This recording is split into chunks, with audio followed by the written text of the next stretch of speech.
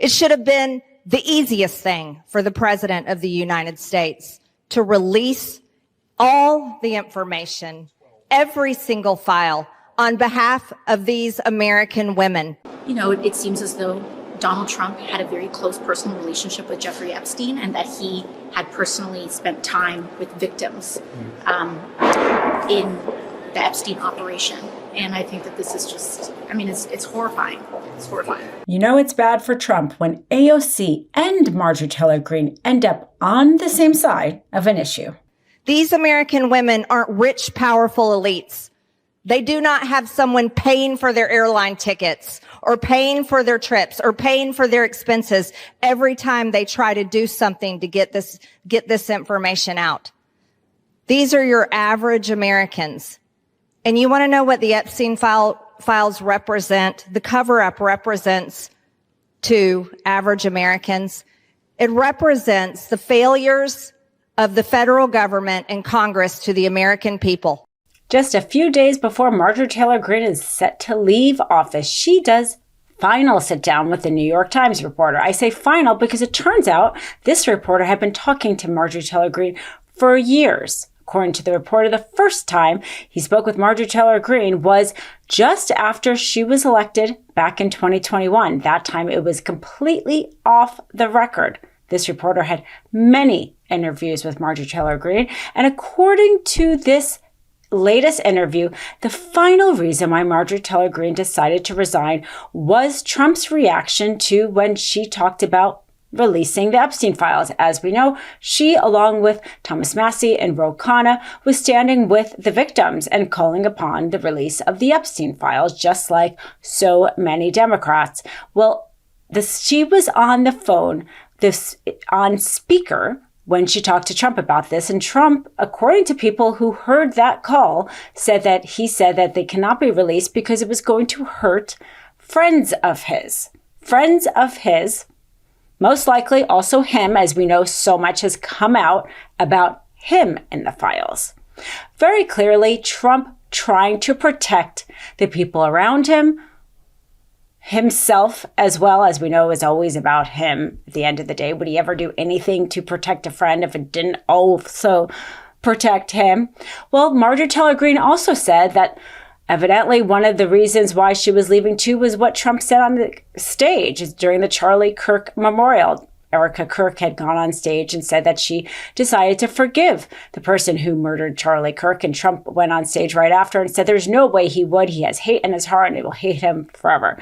Marjorie Taylor Greene, according to the New York Times, said that was not true Christian faith, and realizing basically the man he was, even though we have all seen the man he was since he came down that escalator, becoming so racist against Mexicans as his launch for his presidential campaign. But for whatever reason, Marjorie Taylor Greene decided to finally come around and see Trump who he was. Interestingly, the reporter, made a point to say that Marjorie Taylor Greene wasn't like changing all of her stripes. She was still who she was in most policy issues, although she is sounding against what the Republicans are doing around healthcare, thinks obviously Trump now is a fraud, saying that she was so naive, that she thought he truly was a man of the people. We all are seeing in real time him not doing anything for the American worker, talking about how affordability is a hoax, et cetera, et cetera. Practically, I yelled at Mike Johnson last week on our GOP conference call. By the way, I'm missing the call today. It's going on right now. And I hope that Mike Johnson is finally giving a single health care policy because the country deserves it, and it shouldn't be a secret. And I shouldn't have to go into a skiff to go find our Republican health insurance plan. Maybe Honestly, there is no plan. You know what? You want to know something? That, I believe, is the truth. There's a lot of ideas, there's a lot of bills, but there's no consensus. And I think that's a failure. I do. Well, I was called a traitor by a man that I fought for 6 years for. And I gave him my loyalty for free. I won my first election without his endorsement, beating 8 men in a primary. And I've never owed him anything, but I fought for him for the policies and for America first.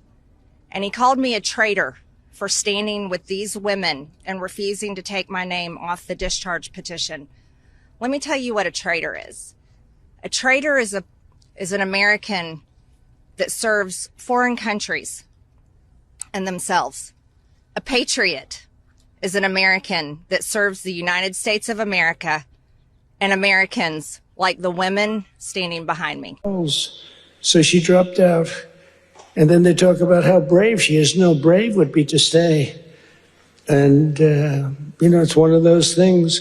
But she dropped out. I can't believe it that people can change so much. But you can't go from being a strong conservative to a stone cold liberal unless you are lying. You can't do that. I mean, you can stop liking somebody, or you can say, I don't know, she's fake. Look, front row Joe. What are you doing in the second row? What happened? Well, you're in the front row. That's front row Joe. I don't know who's been there, the front row Joes or you. It's pretty close, I think. Very different. Hey, very different types. Would you stand up, please, in the front row? Just stand up. Look at these women. Look. Well, she also, though, the reporter makes a point of saying that she has said that she no longer listens to Fox News because she does not think it is factually accurate. That, to me, might be the most stunning part of that interview, is that you see a Republican on the national stage finally admit that Fox News is not factually accurate, because you can argue that Rupert Murdoch and Fox News may be the most pervasively dangerous thing to our democracy because of the mass misinformation, outright lies, outright bias reporting that they have. And so many people, if they listen to Fox News, just have a completely different view of reality.